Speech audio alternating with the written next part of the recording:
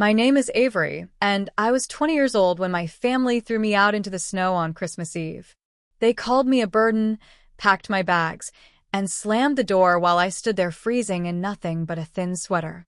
I thought that was the lowest moment of my life, sitting on that bench watching my breath turn white in the cold air. But then I saw her, barefoot and collapsing in the snow, and I made a choice that would change everything. What I didn't know was that the stranger I helped that night was worth billions, that her own sisters wanted her dead, and that saving her life would pull me into a world of corporate empires, mercenaries, and a battle for justice that neither of us could fight alone. If you're watching this video right now, I'd love to know where you're from. Drop it in the comment section below. Hit that like button and subscribe to hear more stories about families, betrayal, and finding the strength to choose yourself. The Christmas lights blurred through my vision as I sat at the far end of the dining table, surrounded by family who had stopped feeling like family a long time ago. The house smelled like cinnamon and pine, exactly how a perfect holiday evening should smell. But perfection was always just a mask in this house, something to hide the rot underneath. I was 20 years old, a college dropout trying to rebuild something that felt constantly on the edge of collapse. Every word I spoke seemed to land wrong. My father would glance at me with that look, the one that said he was measuring me against some invisible standard I never reached. My sister Mara sat across from me, her eyes glinting with something that made my stomach turn. She had that look tonight, the one she got when she knew something I did not. The dining room was full. Aunts, uncles, cousins, family friends. All dressed in their holiday best, sipping wine, and sharing stories about their successful children, their promotions, their perfect lives. I felt like a ghost at my own family table. When I mentioned something about a job interview I had lined up, the conversation just stopped. Like someone hit pause on the whole room. My aunt looked away quickly. My uncle cleared his throat and suddenly became very interested in his dinner plate. Mara smirked and whispered something to our cousin that made them both laugh quietly, their eyes flicking toward me. The evening dragged on like that, each moment heavier than the last. I kept waiting for it to get better, for someone to ask me a real question or offer genuine conversation. Instead, I got silence. Cold, calculated silence. The kind that wraps around your throat and makes it hard to breathe. I watched my mother move through the room, refilling glasses, adjusting decorations, doing anything to avoid looking at me. She had been distant for weeks now, ever since Mara started her campaign of whispers and half-truths. I could see it happening, the slow poisoning of my relationship with everyone in this house, but I had been powerless to stop it. Then my father stood up. His chair scraped against the hardwood floor, and everyone turned to look at him.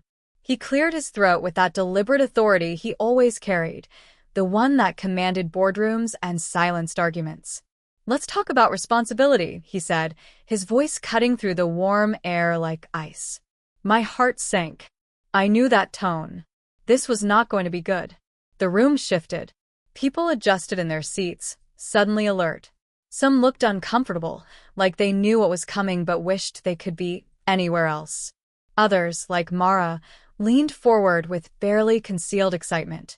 I realized with dawning horror that this dinner, this whole evening, had been planned. This was not a family gathering. This was a setup. An ambush disguised as Christmas Eve. "Avery," my father continued, his eyes fixed on me with cold precision, "we need to address the burden you have become." Burden. The word landed like a punch to my chest. I felt the air leave my lungs. Mara leaned forward, practically glowing with anticipation. She had been waiting for this moment, probably for months. This was her victory. One by one, they started listing my failures. A rent payment that was late by 2 weeks, even though I had paid it back with interest. A job I lost 6 months ago when the company downsized, something completely beyond my control. A friend I supposedly let down 3 years back, a story so twisted I barely recognized it. Things I had apologized for, things I had tried to fix, things that should have been long forgotten. Every accusation felt rehearsed, like they had been practicing their lines, coordinating their attack. My aunt brought up a time I borrowed money for textbooks and took an extra month to repay it. My uncle mentioned that I had missed a family dinner last spring because I was working a double shift. Everything was framed in the worst possible light, stripped of context, weaponized. I realized Mara had been feeding them stories, twisting events, making me look worse than I was. She had orchestrated this entire intervention, spending weeks or maybe months planting seeds of doubt, crafting a narrative where I was the villain and they were the victims of my existence. "You are not contributing," my father said, his voice rising slightly. "You are taking and giving nothing back. This family has supported you for 20 years, and what do we have to show for it? Disappointment. Embarrassment." I tried to speak, to defend myself, but my voice came out weak and shaky. "I'm trying. I have been trying so hard." "Trying is not enough," he said coldly, dismissively. "Results matter. Character matters. And you have shown neither." My mother sat beside him, staring down at her plate. She would not look at me. Not once. I wanted her to stand up, to defend me, to tell them they were being cruel and unfair. But she just sat there, silent, complicit. Then came the ultimatum.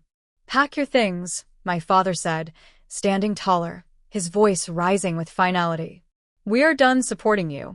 You are no longer welcome in this house." The room went silent.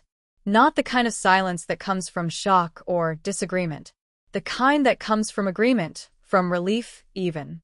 They had all known this was coming. They had all approved it. This was a unanimous decision, delivered on Christmas Eve like some kind of twisted gift. Mara raised her glass, her smile sharp and cruel. "Merry Christmas to freedom, Avery." A few people laughed nervously. Most just looked away. I felt my hands shaking. My throat tightened. But I refused to cry in front of them. I would not give them that satisfaction. I stood up slowly, my legs unsteady, and walked toward the stairs without saying a word. Someone, I think it was my uncle, followed me up to make sure I actually packed. Like I was a criminal being escorted out, like they were afraid I might steal the silverware on my way out. I grabbed what I could fit into one small suitcase. Clothes, a phone charger, a few personal items. Nothing sentimental. There was nothing in this house I wanted to remember. My hands moved on autopilot, numb and mechanical. Mara appeared in the doorway, leaning against the frame with her arms crossed, watching me with satisfaction. "Let's see if anyone wants you now," she said softly, her voice dripping with venom disguised as concern. I wanted to scream at her. I wanted to tell her how much I knew she had manipulated everyone, how I saw through every lie she told. But what was the point? She had won. She had successfully erased me from this family, and nothing I said would change that. The front door slammed behind me with a finality that echoed in my chest. Snow was falling hard, thick flakes that stuck to my hair and clothes instantly. I had no jacket, just a thin sweater that was already soaked through. I stood there on the porch for a moment, waiting, hoping someone would run out. My mom, maybe.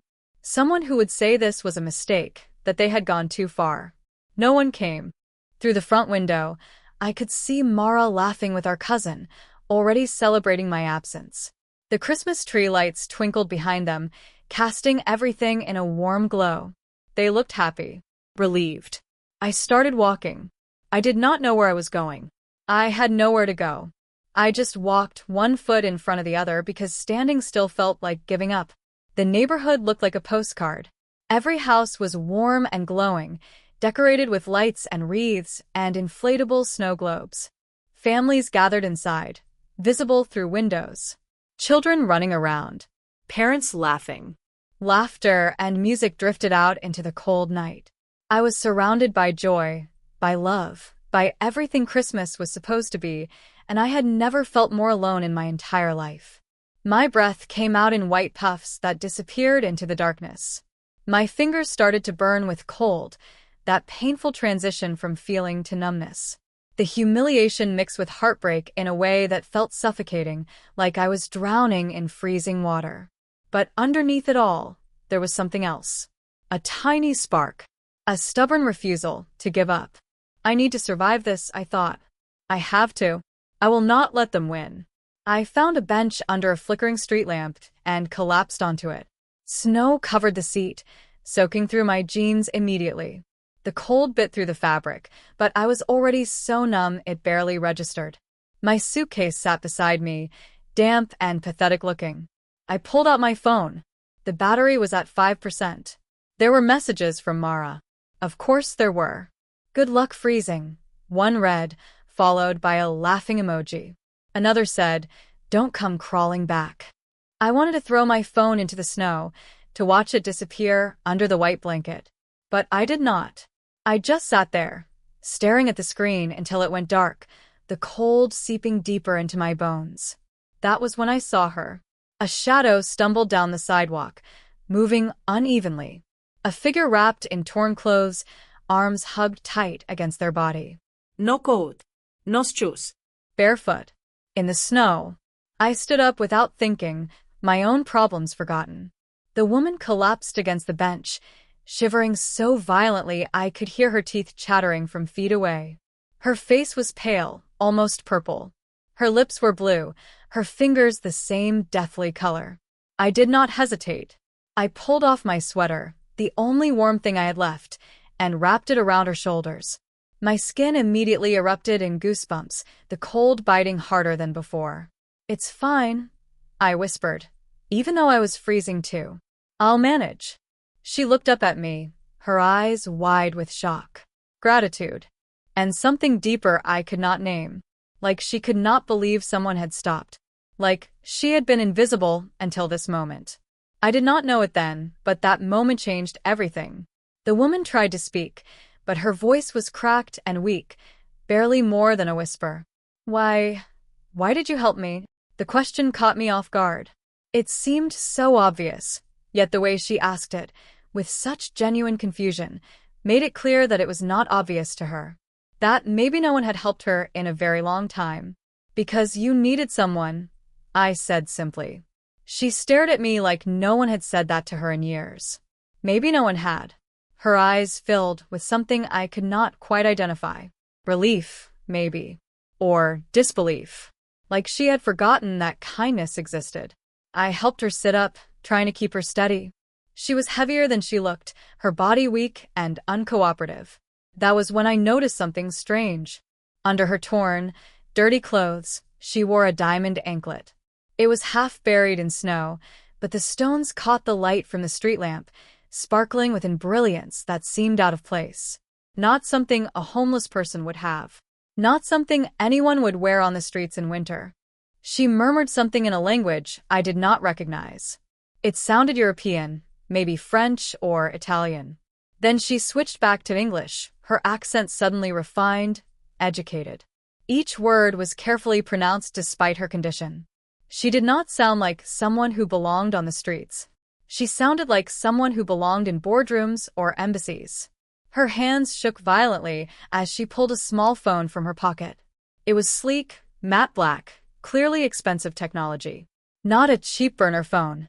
Something government-grade or military. She pressed one button. Just one. A speed dial. Her voice changed completely. It became sharp, authoritative, commanding. It's me. I need extraction. I stepped back instinctively. Extraction? From who? My mind raced through possibilities. Was I in danger? Had I just helped someone involved in something illegal? Was she a spy? A criminal? Should I run? But she reached out and gently touched my hand, her fingers ice cold against my skin. Don't run, she said softly, her voice gentle again. You're safe because of what you did. In the distance, I heard alarms. Not police sirens. Something deeper, heavier, more industrial. Like engines. Many engines. The sound grew louder, approaching fast. My heart pounded against my ribs. Before I could ask anything, before I could demand answers, the woman slumped forward, fainting from hypothermia. I tried to catch her, wrapping my arms around her shoulders and whispering desperately, "Please stay awake. Please. Help is coming." But she was unconscious, her breathing shallow and rapid. Then they appeared. Black SUVs, at least 10 of them, emerged from the darkness in perfect military formation. Headlights sliced through the falling snow like searchlights. The vehicles moved with synchronized precision, surrounding the area in seconds. I froze, unsure if I should run or stay. My legs felt locked in place. Men in black coats stepped out simultaneously, wearing earpieces and moving with military precision. They scanned the area with trained eyes, hands near their waists where I assumed they carried weapons. One of them, tall and broad-shouldered, scanned the area and then looked directly at me. His eyes were cold, assessing. "Where is she?" he demanded. I pointed shakily at the woman in my arms. The leader approached with controlled panic, somehow managing to look both calm and urgently concerned. He knelt beside her, checking her pulse, her breathing, speaking rapid commands into his earpiece that I could not fully understand. Other agents surrounded us, creating a protective perimeter. They moved like dancers, each knowing exactly where to position themselves. This was rehearsed, professional, expensive. They helped her stand, wrapping thick thermal blankets around her shoulders. Medical equipment appeared from nowhere. Someone pressed an oxygen mask to her face. She was barely conscious, her eyes fluttering open and closed, but she lifted a trembling arm and pointed directly at me. Everyone stopped moving. Every single agent turned to look at me. "They saved me," she whispered through the oxygen mask. That sentence changed everything. The energy shifted. The agents looked at me differently now, not with suspicion, but with something like respect. Or maybe obligation. Before I could protest, two agents gently but firmly guided me toward one of the SUVs. "For your protection," one of them said. "I didn't do anything," I stammered, panic rising in my chest. They refused to explain. They just kept moving me forward. Inside the vehicle, the woman sat wrapped in blankets. She reached out and gripped my hand tightly. Her fingers were still ice cold. "You're not in trouble," she said, her voice clearer now. "You're the only person who didn't walk past me." Her eyes were sharp, intelligent, almost regal. As the convoy sped through the city, I stared out the window. We passed tinted skyscrapers, private gates, high-security checkpoints. The woman gave orders fluently, switching between languages I could not identify. "What's her name?" I finally asked. "Ilara," she said. "Just that. No last name." But the agents called her Madame Ilara. We arrived at a massive private medical facility. Not a hospital. Something else entirely. Staff rushed out the moment the vehicle stopped, moving like royalty had arrived. I felt completely out of place, still shivering in my damp clothes. Doctors swarmed Ilara, whispering urgently. I caught pieces of their conversation. "We thought we lost her. She can't afford another incident. The family can't find out." A tall man in a gray suit approached me. His eyes were cold, calculating. "You helped her," he said. "So now she owes you a debt." I had no idea what to say. Another woman, younger and sharp-looking, pulled me aside. "Be careful," she warned. "Not everyone wants her found." That sent a chill down my spine. Ilara was not just lost. She had been targeted. They let me into the treatment room where Ilara was being examined. She smiled weakly when she saw me. "You look terrified." "Should I be?" I whispered. "Not of me," she said. She sat up slowly, removing the oxygen mask. Her eyes locked onto mine. "I'm not supposed to be alive right now," she said quietly. "And if they know you helped me, you're part of this now." I swallowed hard. "Part of what?" She paused, choosing her words carefully. "Something much bigger than either of us." The man in the gray suit, Dorian, explained more as the hours passed. "She didn't get lost," he said. "She escaped." "From what?" I asked. No one answered, but I could see it in their faces. Ilara had run from something enormous, something dangerous. Then a message came through. Encrypted. "Return her, or we take the one who helped." My blood ran cold. The enemy knew about me. Guards insisted I stay inside the facility. They took my backpack and suitcase to be scanned. I realized quickly that I was not just being protected. I was trapped. Ilara, still weak, came to find me. "You didn't ask for this," she said gently, "but you're the first person I trust." I felt something shift inside me. A strange connection. Warmth after a lifetime of cruelty. A news broadcast played quietly on a screen nearby. A billionaire family feud. A missing heiress.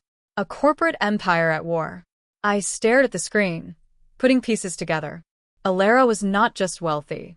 She was the heir to one of the most powerful families in the country. A nurse mentioned offhand, "Her family eats their own. Her sisters are the worst." I thought of Mara immediately. The cruelty, the manipulation. The parallel was chilling. Later that night, a stranger disguised as a delivery worker tried to enter Alara's room. The woman who had warned me earlier, Lysandra, tackled him to the ground. The entire building went into lockdown. They were after Alara. And anyone near her. Alara came to me again, pulling something from her wrist. The diamond anklet.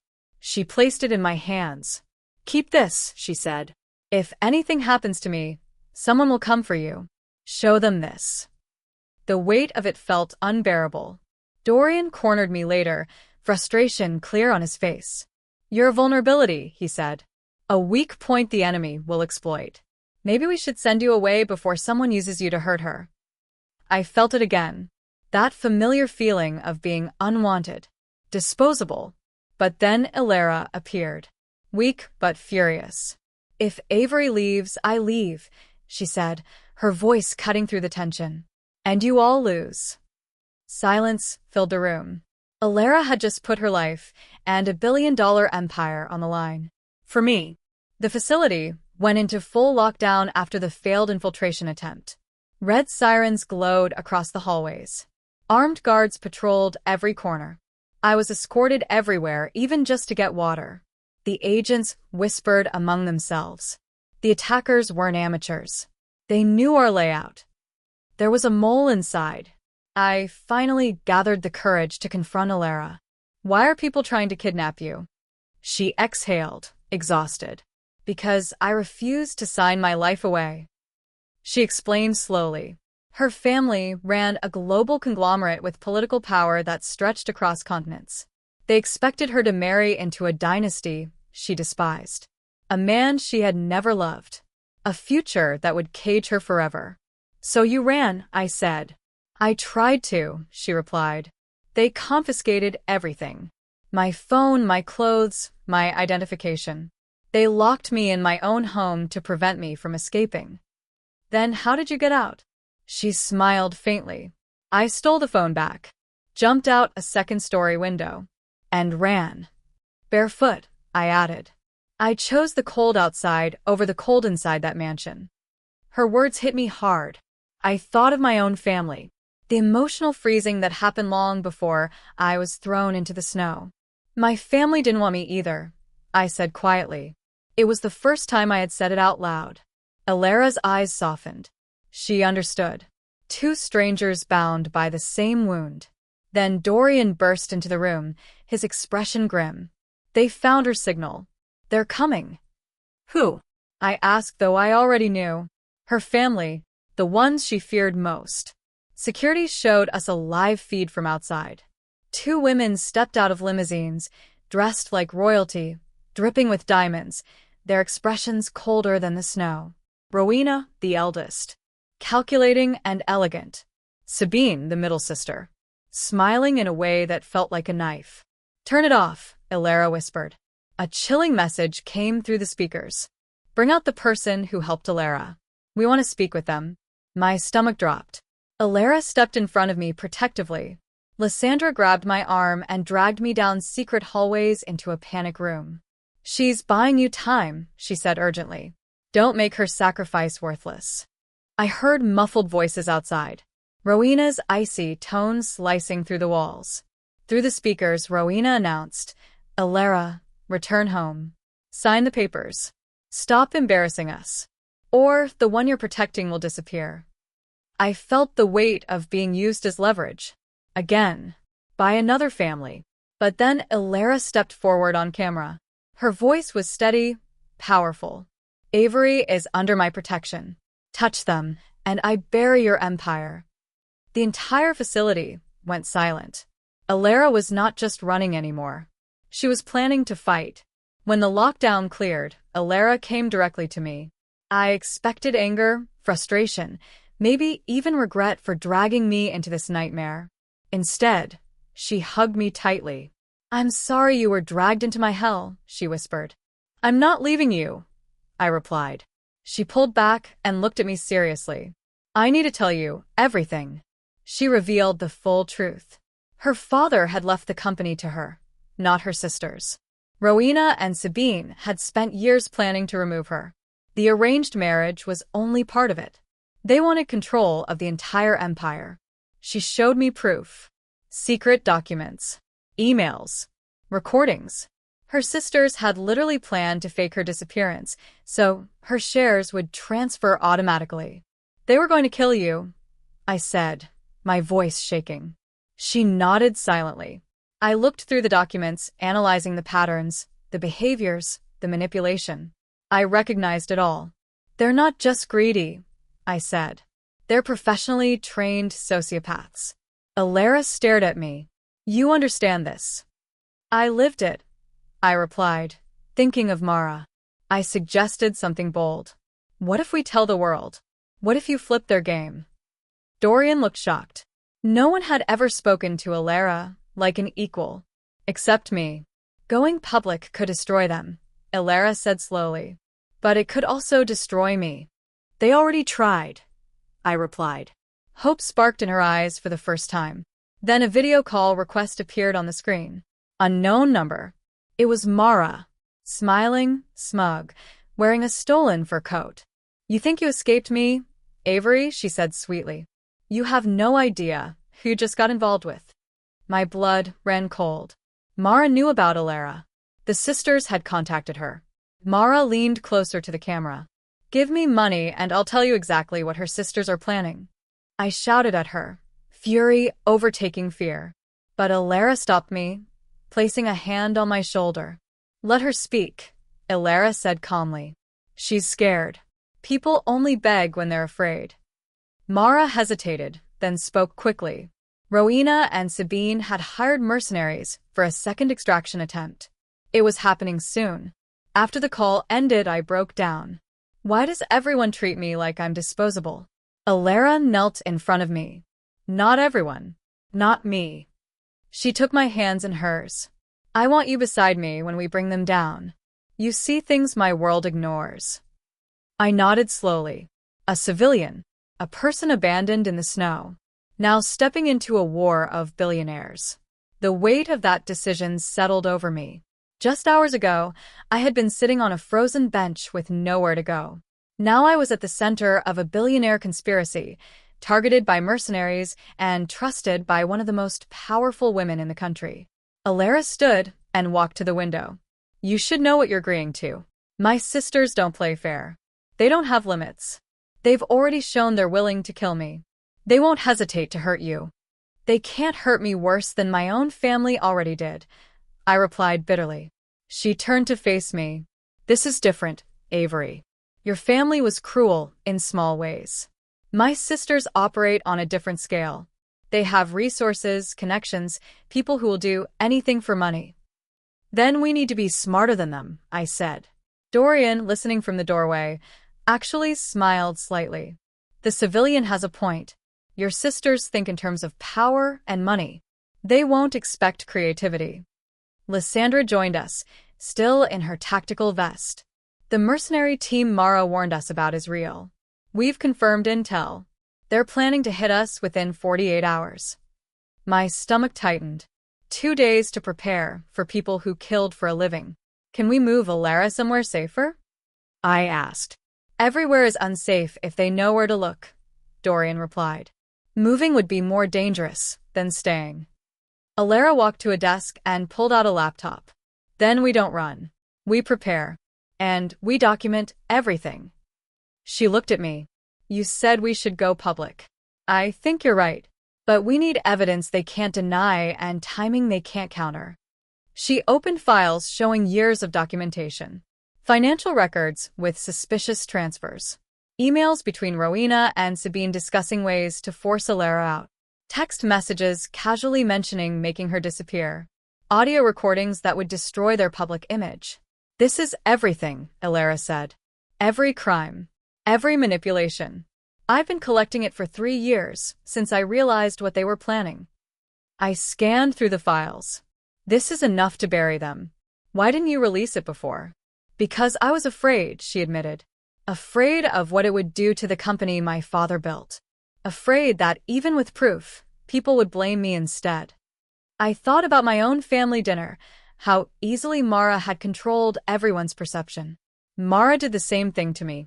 She poisoned everyone against me. By the time they threw me out, they believed I was the problem. Alara nodded.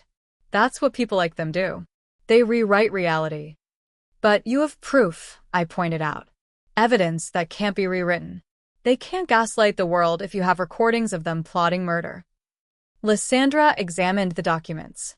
If we're doing this, we need multiple platforms. Simultaneous release to news outlets, social media, regulatory agencies. Make it impossible to contain. Dorian was already making calls. I can get us in front of financial regulators by tomorrow morning. They've been wanting to investigate the family for years, but never had cause. What about the inheritance? I asked. Isn't there some legal process? Alara smiled slightly. There's a board meeting in 72 hours. The official transfer of my father's shares. My sisters were planning to present forged documents showing I'm mentally unfit or that I signed away my rights. But if we release everything before then, I said, they'll be the ones removed. Exactly, Alara replied. The board is full of my father's old allies. They never liked my sisters, but had no grounds to oppose them. This evidence changes everything. A plan was forming. We would survive the mercenary attack, document it as further proof, and release everything simultaneously. By the time Rowena and Sabine realized what was happening, it would be too late. We'll need to keep you safe until then, Dorian said. You're part of the strategy now. If something happens to you, Alara will be compromised. Alara took my hand again. I meant what I said. You see things we don't. You understand the manipulation because you lived through it. That perspective is valuable. For the first time in my life, someone saw me as an asset instead of a burden. Someone looked at my painful experiences and saw strength instead of weakness. I won't let you down, I whispered. I know, she replied. That's why I trust you. The next 48 hours would determine everything. Whether we survived. Whether justice prevailed. Whether two people rejected by their families could build something better together. I looked out at the city below, thinking about the frozen bench where this started. Hours ago, I had nothing. No home, no family, no future.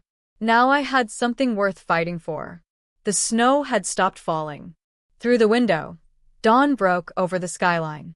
A new day beginning. The facility's warmth contrasted sharply with the cold that had almost killed us hours earlier. Alara stood beside me, our reflections visible in the glass. Get some rest, she said quietly. Tomorrow we fight back. I nodded, feeling something I hadn't felt in years. Hope built on action and partnership. Mara told me I was nothing without family, that I would fail alone and be forgotten. She was wrong. Someone had chosen me. Together we were going to win. The sirens woke me from a restless sleep. Red lights flooded the hallway outside my room, casting everything in an ominous glow. I sat up, heart already racing before my mind fully registered what was happening. The facility was under attack. I grabbed my phone from the nightstand. 3 a.m. The screen lit up with emergency notifications flooding the internal security system. Footsteps pounded past my door, voices shouting commands I could not quite make out. Then I heard something that made my blood freeze. Gunfire. Not close, but close enough. Multiple weapons firing in rapid succession, the sound carrying through the ventilation system. My door burst open. Lysandra stood there in full tactical gear, her face grim and focused. A rifle hung from a strap across her chest. Get up. Now. They're here. I scrambled out of bed, still wearing the clothes they had given me earlier. My hands fumbled with my shoes. Who's here? The mercenaries your sister warned us about. She tossed me a bulletproof vest from a bag she carried. Put this on. We're moving Alara to a secure location. You're coming with us. No arguments. My hands shook as I strapped on the vest. It was heavier than I expected, the weight settling on my shoulders like reality itself pressing down. The Kevlar plates were cold and rigid against my chest. This was not a movie. This was not some dramatic story I could pause and walk away from. People with guns were coming to kidnap Alara and possibly kill anyone who got in their way, including me. How many are there? I asked, my voice barely steady. At least 20 that we've identified. They came in 3 waves. Professional military tactics. They knew exactly where to breach. Lysandra's jaw tightened. Someone gave them detailed information about our defenses. The mall. Dr. Keene. His betrayal was costing lives right now. We ran down corridors I had not seen before, emergency lighting guiding our path. The walls were concrete here, utilitarian, nothing like the comfortable rooms upstairs. This was the facility's skeleton, the hidden infrastructure. Pipes ran along the ceiling. Exposed electrical conduits hummed with power. The gunfire grew louder. Closer. Each shot made me flinch. Explosions shook the building, dust and debris falling from the ceiling. I could smell smoke now, acrid and choking. Where's Alara? I gasped, my lungs burning from running. Dorian has her. We're meeting at the east extraction point. Lysandra checked her radio. Static and shouted reports crackled through. Alpha team is pinned down on level 2. Bravo team is covering the main stairwell. We need to move faster. We rounded a corner and nearly collided with 3 other agents. They formed a protective circle around me without being asked, weapons drawn, eyes scanning every shadow with trained precision. I felt simultaneously protected and terrified. These people were trained for combat. The fact that they were this tense meant we were in serious danger. One of them, a younger man with a scar across his cheek, spoke quietly into his radio. Package 2 secured. Moving to extraction point. We have hostiles on multiple levels. Package 2. That was me. I had become something to be protected and transported. A variable in their tactical equation. Another explosion, this one much closer. The floor beneath us shook violently. The lights flickered and died completely. For 3 seconds, we stood in absolute darkness. I could hear my own breathing, too loud, too fast. Then emergency backups kicked in, bathing everything in dim red light that made everything look like we were drowning in blood. Someone screamed in another part of the building. Not a scream of fear. A scream of pain. One of our people had been hit. Keep moving, Lysandra commanded. We reached a stairwell and started descending rapidly. My legs burned. My lungs screamed for air. But I kept moving because stopping meant capture. Stopping meant whatever Rowena and Sabine had planned for people who helped their sister. I thought about what Alara had said. They will use every weapon they have. I was a weapon now, one that could be used against her. At the bottom of the stairs, we burst into an underground parking garage. The space was massive, dimly lit by overhead fluorescents. Black vehicles idled in formation, their engines rumbling like caged beasts ready to spring. Exhaust hung in the air. Dorian stood beside one, his phone pressed to his ear, barking orders. His usually immaculate suit was torn at the shoulder, a streak of something dark across his face. Blood or dirt, I could not tell. When he saw us, relief flashed across his face. Get in, he commanded. I looked around frantically. Where's Alara? Already secured in the lead vehicle. You'll ride with Lysandra in the second. He grabbed my arm, his grip tight. Listen to me. If we get separated, you do exactly what Lysandra tells you. No hesitation. No questions. Your survival is critical to Alara's mental state right now. Understand? I nodded, not trusting my voice. Before I could move toward the cars, the garage entrance exploded inward. The sound was deafening. Metal twisted and flew through the air like shrapnel. Concrete chunks the size of my head rained down, bouncing off vehicle roofs. Through the smoke and debris, figures emerged. Men in black tactical gear, faces covered by balaclavas, weapons raised and ready. Night vision goggles made them look inhuman, like insects with massive compound eyes. The mercenaries had breached the facility. Go! Dorian shoved me toward the vehicles. Our agents opened fire.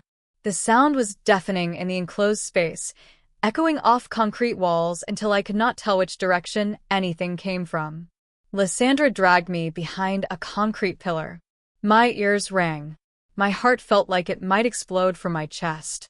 I saw one of the mercenaries go down, then one of our agents. The reality of violence crashed over me. People were dying. Right in front of me. This was not dramatic or heroic. It was chaos and terror, and the smell of gunpowder burning my nostrils. "We need to get you out of here," Lysandra said, her voice barely audible over the firefight. Two mercenaries broke through the defensive line, running straight toward us. Lysandra stepped out and fired 3 precise shots. Both men fell. She grabbed my arm and pulled me toward the vehicles, using her body as a shield. We were almost to the car when someone grabbed me from behind. A hand clamped over my mouth.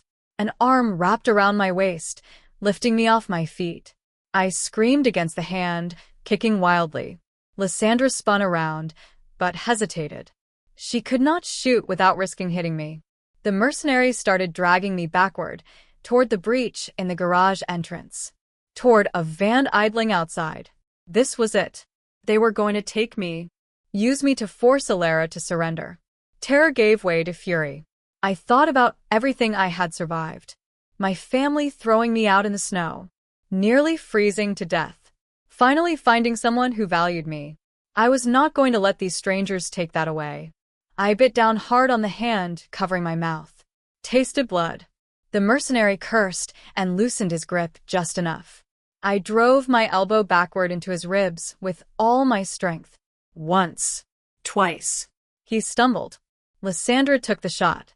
The mercenary dropped, and I fell forward onto my hands and knees. Lysandra hauled me up and threw me into the back seat of the vehicle. She dove in after me as bullets pinged off the armored exterior. "Drive," she screamed. The convoy lurched forward, tires squealing. We smashed through debris and smoke, racing toward the exit on the opposite end of the garage. I twisted around to look through the back window. The facility was in flames. Our agents were holding the line, covering our escape, but the mercenaries kept coming. In the lead vehicle ahead of us, I could just make out Alara's silhouette through the tinted windows. Safe. She was safe. We burst out of the garage into the pre-dawn darkness. The vehicles did not slow down. We tore through empty streets, running red lights, taking corners so fast I slid across the back seat despite my seatbelt. "Are they following?" I asked, my voice shaking. Lysandra checked a tablet displaying multiple camera feeds. 2 vehicles in pursuit. Our team is engaging. I watched the tablet screen over her shoulder. Behind us, 2 black vans chased our convoy. They were fast, professional, closing the distance. Then one of our trailing vehicles dropped back and deliberately swerved into the path of the lead pursuit van. Both vehicles collided in a screech of metal and glass. The second pursuit van swerved around the wreckage and kept coming. "They really want Alara," I whispered. "They really want both of you," Lysandra corrected grimly. "You're the weakness they can exploit. As long as you exist, Alara will do anything to protect you. That makes you valuable." Valuable. I had never been valuable to anyone before. Now I was valuable for all the wrong reasons. We drove for what felt like hours but was probably only 30 minutes. Eventually we pulled into another facility, this one disguised as a warehouse complex. The massive doors closed behind us immediately, sealing us in. I practically fell out of the vehicle, my legs unsteady. Alara emerged from the lead car and ran straight to me. She grabbed my shoulders, her eyes searching my face for injuries. "Are you hurt?" she demanded. "I'm fine. I managed." One of them grabbed me. "But Lysandra?" "I know. I saw on the cameras." Her hands were shaking. "I almost lost you." "But you didn't," I said, trying to sound braver than I felt. Dorian approached, his expression darker than I had ever seen it. "We lost 4 agents in that attack. Good people. And Dr. Keene was definitely the mole. We found evidence he gave them our security layout. The doctor who had betrayed us was dead now, killed in the firefight. But his treachery had cost lives. We can't keep running, Alara said. Every time we move, we risk exposure, risk more deaths. We need to end this. The board meeting is in less than 48 hours, Dorian reminded her. Alara turned to me. Can you still do this? After everything that just happened? I won't blame you if you want out. I can arrange protection for you somewhere far away. I thought about that mercenary's hand over my mouth, the feeling of being dragged away, the gunfire and explosions and blood. Part of me wanted to run as far as possible from this nightmare. But a bigger part of me thought about that frozen bench, about Mara's smug face, about every person who had ever made me feel worthless. I'm not going anywhere, I said. We finish this together. Alara smiled, but there was sadness in it. You're braver than you know. Or stupider, I replied, trying to lighten the moment. The next day passed in tense preparation. Lysandra drilled me on security protocols. What to do if someone grabbed me. How to recognize threats. Where the safe rooms were in this new facility. Dorian spent hours on the phone with regulatory agencies, news organizations, and members of Alara's father's old board. The pieces were falling into place. Tomorrow, everything would come to light. Alara and I sat together in a secure conference room, going through the evidence one final time. Every document, every recording, every piece of proof that would destroy her sisters. Tell me about your father, I said quietly. She looked up from the laptop, surprised by the question. Why? Because this is his company, his legacy. I want to understand what you're fighting for. She leaned back in her chair, her expression softening. He was complicated, brilliant and ruthless in business, but he valued loyalty and integrity above profit. When he knew he was dying, he made me promise something. What? That I would never let the company become a tool for cruelty. That I would remember people built it, not just money. She gestured at the documents. My sisters see employees as expenses to minimize. They see competitors as enemies to crush. My father saw an ecosystem that needed care. That's why he left it to you, I said. That's why they hate me, she corrected. I represent everything they can't be. Empathy. Conscience. They think those things are weaknesses. I thought about Mara again. How she saw kindness as stupidity. How she mistook decency for naivety. They're wrong, I said. I hope so, Alara replied. Because tomorrow, we're betting everything on that being true. That night, I barely slept. Every sound made me jump.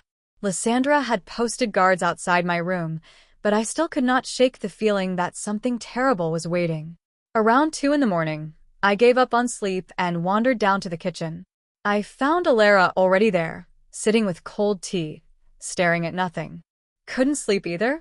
I asked. She shook her head. Too much that could go wrong. I poured water and sat across from her. Tell me the worst-case scenario. The board doesn't believe us. My sisters make me look unstable. We become the villains. I lose everything my father built. And you get charged with conspiracy. Zut. Your life destroyed before it begins. She met my eyes. That's what keeps me awake. Not losing for myself. Dragging you down with me. And best case, justice. My sisters face consequences. The company stays true to my father's vision. We get to breathe again. What about middle case? That got a tired smile. Messy. Years of legal battles. Media circus. Maybe we win eventually, but it costs everything. So we're betting everything on tomorrow. Everything. I took a sip of water. I've got nothing to lose. My family disowned me. I had no job, no home. The worst your sisters can do is put me back where I started. They can do worse.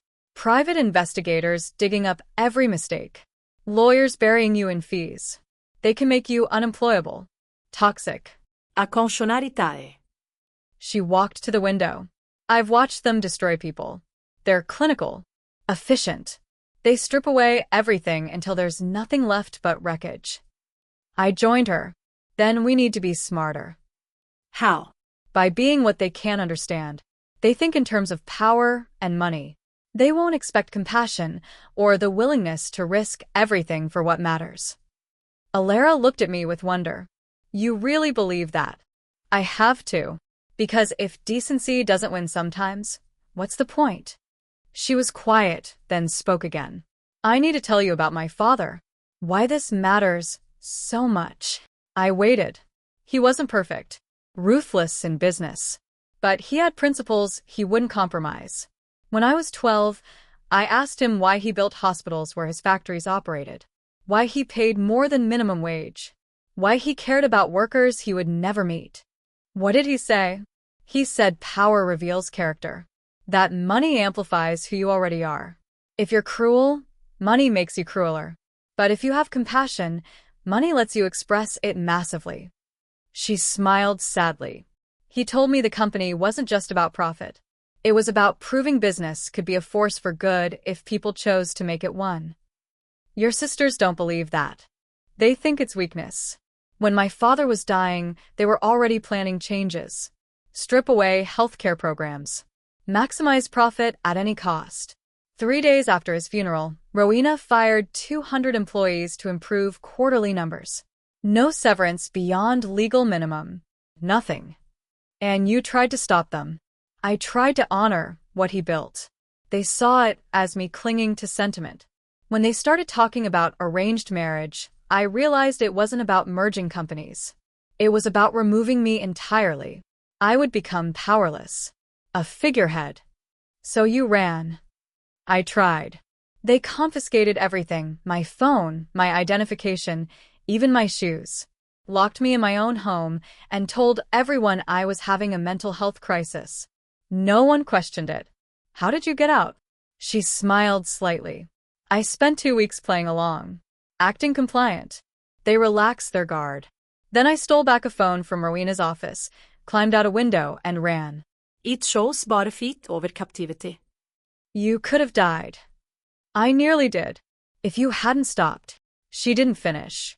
We both knew. I'm glad I stopped. So am I. She took my hand. Tomorrow, when we walk into that boardroom, my sisters will attack your credibility. Suggest you're being manipulated. Try to make you question your own reality. Like Mara did to me. Exactly. These tactics work because they exploit doubt. I need you to hold on to the truth tomorrow. Don't let them twist reality. I won't. I've already lived through one family gaslighting me. I know the patterns now. That's why you're valuable. Not just as a witness, but as someone who understands the weapons they use. We stood in comfortable silence, preparing for the fight ahead. Finally, Alara spoke softly. No matter what happens tomorrow, you saved my life that night. But you also saved something bigger. After my father died, after my sisters showed their true faces, I started to believe that maybe they were right. That compassion was weakness. That the world rewarded cruelty. But then I helped you. You helped a barefoot stranger. You gave away your only warmth to someone you'd never met. You expected nothing in return.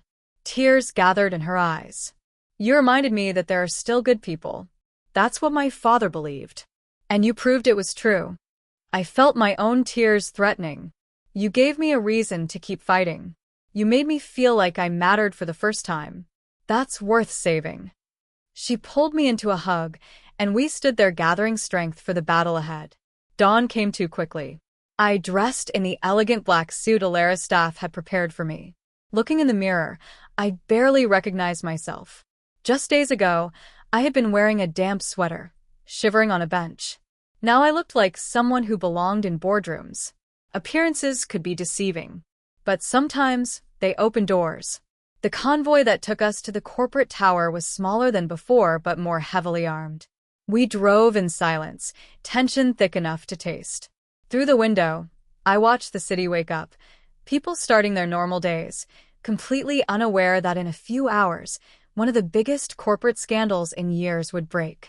Reporters already crowded outside the building, responding to anonymous tips Dorian had planted. They surged forward as our vehicles arrived, cameras flashing, questions shouting.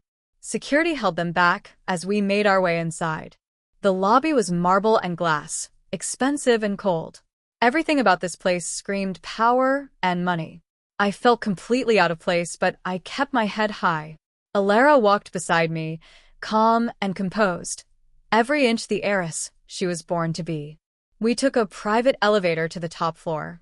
Dorian and Lysandra flanked us, along with 4 other security personnel. The elevator ride felt endless, my stomach dropping as we ascended. Remember, Alara said quietly, let them speak first. Let them feel confident. Then we show them everything. The elevator doors opened onto an executive floor. Thick carpets. Original artwork. Windows overlooking the entire city. We walked down a hallway to massive wooden doors. The boardroom. Dorian pushed them open. The room was designed to intimidate. A long table that could seat 30 people. Leather chairs. More windows showing the skyline. And at the far end, already seated, were Rowena and Sabine. They looked even more intimidating in person than on the security cameras. Rowena wore a steel gray suit, her hair pulled back severely, her expression calculating. Sabine dressed in deep burgundy, smiling in that way that looked like a knife. Other board members were scattered around the table. Older men and women in expensive suits, looking uncomfortable. They knew something was happening, but did not know what yet. Alara, Rowena said, her voice smooth as ice. How surprising to see you. We heard you were having some difficulties. Mental health issues, perhaps? I'm perfectly well, Alara replied evenly. Then where have you been? Sabine asked, mock concern dripping from every word. We've been so worried. You disappeared without a word, left us to manage everything alone. Some might say that shows instability. Some might say I was escaping a kidnapping attempt orchestrated by my own sisters, Alara countered. The room went silent. Board members shifted in their seats. Rowena's expression did not change, but something flickered in her eyes. Annoyance. Maybe fear. That's a serious accusation, Rowena said carefully. Do you have proof? Ida, Alara replied. She nodded to me. This was it. My moment. I opened the leather binder I had been carrying and placed it in the center of the table. My name is Avery. I'm the person who found Alara when she escaped. And I'm also the person your sisters have been trying to kidnap in order to force her compliance. Sabine laughed, but it sounded forced. This is absurd. Why would we believe anything some random stranger says? Because I have evidence, I said, surprised by how steady my voice sounded. I pulled out the first document. This is an email from Rowena to a private security firm, dated 3 weeks ago, requesting surveillance on Alara and plans for her extraction. I placed it on the table. Board members leaned forward to look. This, I continued, pulling out another document, is a forged medical evaluation claiming Alara is mentally incompetent. Except the doctor, who allegedly signed it, has been dead for 6 months. More papers joined the first. Financial records showing suspicious transfers. Communications between the sisters discussing how to remove Alara. Text messages casually mentioning making problems disappear. Rowena stood abruptly, her chair scraping against the floor. This is fabricated. Obviously. Alara is desperate to maintain control, so she's invented this fantasy with the help of her new friend. She gestured dismissively at me, her voice dripping with condescension. Someone with no credentials, no history, no standing in this industry. Just convenient timing and a sob story designed to manipulate emotions. I have recordings too, I said quietly, my voice cutting through her dismissal. I pulled out a small device and pressed play. The room fell silent. Rowena's voice filled the space, crystal clear, from a conversation she had had with Sabine 2 weeks ago. We need to move on the extraction soon. If she makes it to the board meeting, everything becomes complicated. I've already arranged for the forged evaluation.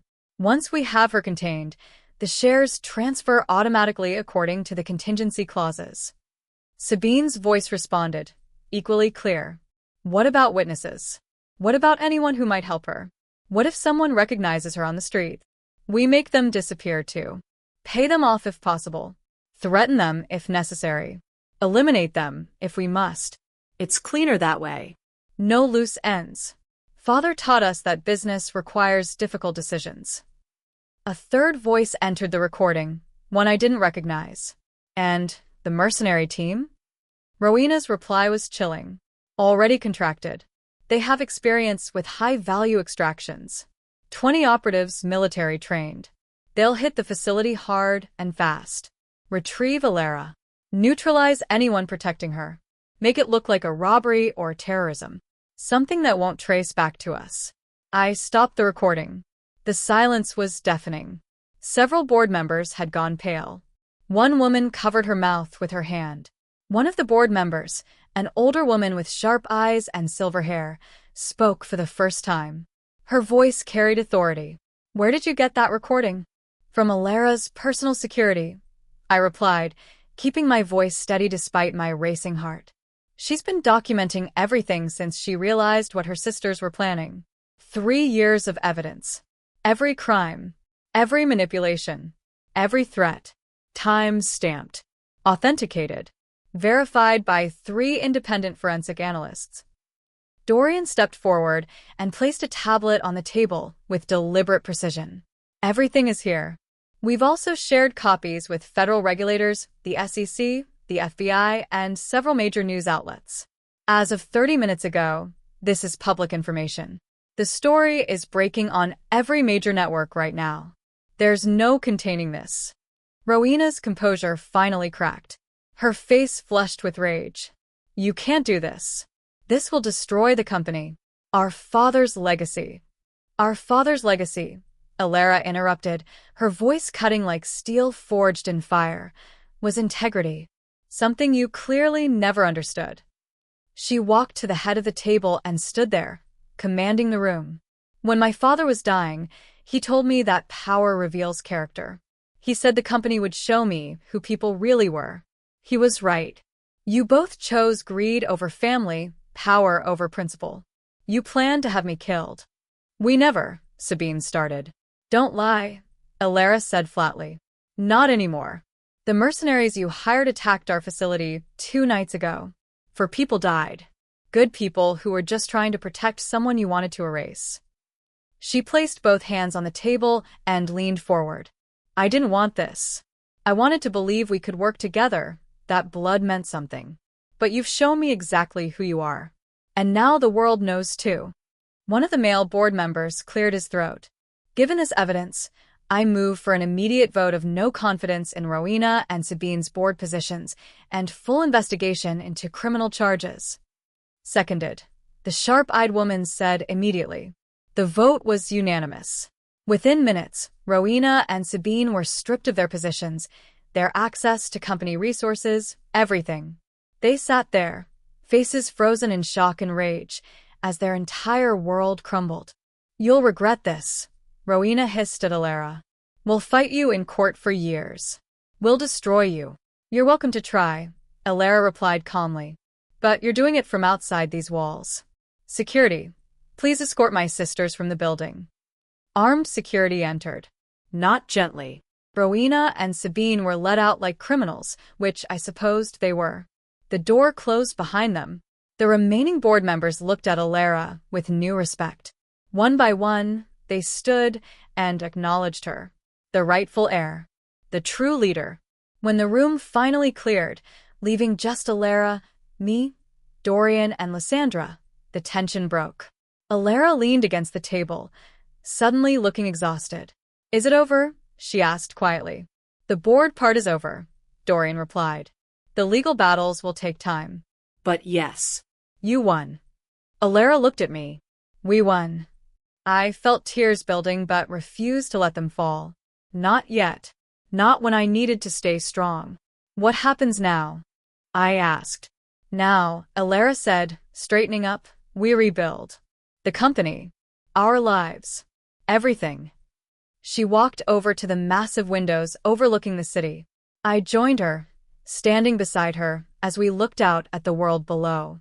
"I meant what I said earlier," she continued. "You're part of this now. Part of everything. I want you to stay. Work with me. Help me build something better. I don't know anything about running a company, I protested. You know about people. About manipulation and cruelty and recognizing when something is wrong. That's more valuable than business degrees. She turned to face me. Besides, you've already proven you're willing to fight for what's right. That's exactly the kind of person I need beside me. I thought about it, about the life I had lost and the life being offered. They were not even comparable. Okay, I said. I'll stay. Outside the building, we could hear sirens. The media had gotten word. Within hours, the story would be everywhere. Billionaire heiress escapes kidnapping plot by her own sisters. Corporate conspiracy exposed. Justice served. But standing in that boardroom, looking out at the city with Alara beside me, I was not thinking about headlines or scandals. I was thinking about a frozen bench under a street lamp, about a woman with bare feet in the snow, about a moment of kindness that changed everything. Thank you, Alara said quietly. For what? For not walking past me that night. For seeing me when I was invisible. I smiled. Thank you for making me visible again. We stood there as the sun climbed higher, warming the glass, two people who had found each other at our lowest moments and somehow built something stronger than either of us could have alone. Mara had texted me that morning. One final message. You got lucky. It won't last. I deleted it without responding. She was wrong. This was not luck. This was choice. The choice to help someone. The choice to keep fighting. The choice to believe that people could be better than their worst moments. My phone buzzed again. This time it was a news alert. Breaking. Corporate empire in crisis as heir exposes sister's plot. The story was everywhere. Every outlet. Every platform. Exactly as we planned. My phone kept buzzing with notifications. Messages from people I barely knew. Reporters wanting interviews. Former classmates suddenly interested. But one message caught my attention and made me stop. My mother. I saw the news. We need to talk. Please call me back. I stared at it for a long moment, my chest tightening painfully. Part of me wanted to respond. To finally be acknowledged by the family that threw me away. But another part, the part that had grown stronger over these days, knew better. Everything okay? Alara asked, noticing my expression. My family reached out, I said. What are you going to do? I looked at the message again. Then I blocked the number. Nothing, I said. They had their chance. Alara squeezed my shoulder. Sometimes the family we choose is stronger than the family we're born into. She was right. I had been abandoned in the snow, left to freeze by people who were supposed to love me. But that night led me to Alara. Led me to purpose. Led me to realizing that my worth was not determined by people who could not see it. We left the boardroom together, walking side by side. Dorian and Lysander fell into step behind us. Security surrounded us as we made our way through the building, past employees who stared, past reporters shouting questions we did not answer. The convoy waited outside. But this time, when we climbed into the vehicle, it felt different. Not like an escape, like a new beginning. As we drove away from the corporate tower, Alara turned to me. I never asked, what do you want to do? Long term, career-wise. I thought about it. A week ago, I had no answer. No direction. No hope. Now, I want to help people like us, I said. People who are controlled by their families. People who think they have no way out. I want to show them there's another path. Alara smiled. Then that's what we'll do. Together. The vehicle carried us away from the chaos, away from the cameras and questions and scandal. But we were not running anymore. We were moving forward. Two people who should never have met. Two lives that intersected in the most unlikely way. I thought about that frozen bench one last time. About how close I had come to giving up. About how one moment of choosing kindness over self-preservation had rewritten both our futures. Mara had always told me I would fail without family. That I was nothing alone. That no one would ever choose me. She was wrong about everything. Someone had chosen me. And together, we had won. Not just against her sisters. Not just in court or boardrooms. We had won something bigger. We had proven that people could rise above their worst circumstances. That families built on choice were stronger than families built on blood. That kindness was not weakness, but the most powerful force of all. The snow had stopped weeks ago, but I would never forget that night. The cold. The darkness. The moment I decided to help a stranger instead of walking past. That moment saved both our lives. And now, driving through the city with Alara beside me, I realized something profound. I had not just saved her. She had saved me too. We saved each other. And that made all the difference. If your family made you feel worthless your entire life and then suddenly wanted you back after you became successful, would you let them in or close the door forever? Hit that like button and subscribe for more stories about families, betrayal, and finding the courage to choose your own path.